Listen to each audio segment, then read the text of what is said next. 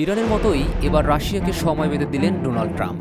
তার বেঁধে দেওয়ার সময় শেষ হলো আগামী সোম অথবা মঙ্গলবার। তারপরেই রাশিয়ার বিষয়ে নতুন ঘোষণা আসবে যুক্তরাষ্ট্রের। তাহলে কি ইরানের মতো রাশিয়াও হামলা করবেন ট্রাম্প? এ নিয়েই চলছে জল্পনা কল্পনা। ইউক্রেনের সঙ্গে যুদ্ধ বন্ধে রুশ প্রেসিডেন্ট ভ্লাদিমির পুতিনের উপর চাপ বাড়াতে এই আলটিমেটাম দিলেন মার্কিন প্রেসিডেন্ট ডোনাল্ড ট্রাম্প।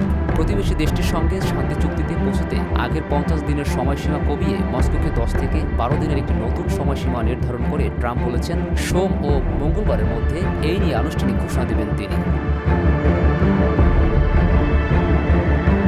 তবে ট্রাম্পের এই ঘোষণায় তাৎক্ষণিক কোনো প্রতিক্রিয়া দেয়নি ক্রেমলিন। সোমবার স্কটল্যান্ডের ট্রানবেরি গল্ফ কোর্সে যুক্তরাজ্যের প্রধানমন্ত্রী কিয়ার স্টারমারের সাথে এক বৈঠকে ট্রাম্প এসব কথা বলেন। ইউক্রেনীয় president chief of staff Andriy Yermak রাশিয়াকে যুদ্ধবিরতিতে সম্মত হওয়ার জন্য যে 50 দিনের সময়সীমা দিয়েছিলেন তা কমিয়ে আনায় ট্রাম্পের সিদ্ধান্তকে স্বাগত জানিয়েছেন। এক্সে দেয়া এক পোস্টে ট্রাম্পকে ইউক্রেন প্রশ্নে জোরালো পদক্ষেপ নেওয়ার জন্য ধন্যবাদ জানিয়েছেন তিনি।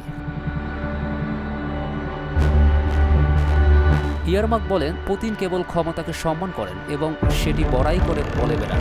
আমেরিকা যখন শক্তির সাথে নেতৃত্ব দেয় তখন অন্যরা দুবার ভাবে। আর ইউক্রেনীয় এমপি কিবা রুদিক বলেছেন, রাশিয়ার অবিরাম হামলার পর ইউক্রেনীয়রা দেখতে চায় ট্রাম্প রাশিয়ার প্রতি ধৈর্য হারাচ্ছেন। মার্কিন প্রেসিডেন্ট ডোনাল্ড ট্রাম্প এবং যুক্তরাজ্যের প্রধানমন্ত্রী কিয়ার স্টারমার টার্নবেরিতে ট্রাম্পের স্কটিশ গল্ফ ক্লাবে সাংবাদিকদের ভরা একটি কক্ষে প্রায় 1 ঘণ্টা ধরে কথা বলেছেন। এই দুই মোড়ল অনেক বিষয় নিয়ে আলোচনা করেছেন। এ সময় ইউক্রেন বিষয়ে একটি চুক্তিতে সম্মত হওয়ার জন্য রাশিয়াকে 10 থেকে 12 দিনের সময়সীমা বেঁধে দিয়েছেন ট্রাম্প, যা তার আগের 50 দিনের সময়সীমাকে অর্ধেক করে দিয়েছে।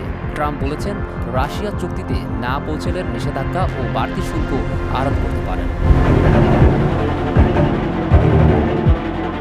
এছাড়া স্টারমার ও ট্রাম্প একমত হয়েছেন গাজায় সাহায্য পৌঁছানো দরকার এবং তাদের যুদ্ধবিরতি প্রয়োজন। স্টারমার দুর্ভিক্ষের চিত্রগুলিকে অসহনীয় বলে বর্ণনা করেছেন। ট্রাম্প বলেছেন, হামাসের সাথে মোকাবেলা করা কঠিন হয়ে পড়েছে এবং বন্দী অবস্থায় থাকা জিম্মিদের উদ্ধার করাও কঠিন হয়ে পড়েছে। 2 সপ্তাহ আগে ট্রাম্প হুঁশিয়ারি দিয়ে বলেছিলেন, আগামী সেপ্টেম্বরের শুরু পর্যন্ত শান্তি চুক্তি না হলে রাশিয়ার উপর গুরুতর শুল্ক আরোপ করা হবে। তিনি ইউক্রেনের শহরগুলোতে চলমান রুশ বোমা বর্ষণে ক্ষোভ প্রকাশ করে যুদ্ধ থামাতে বারবার আহ্বান জানাচ্ছিলেন।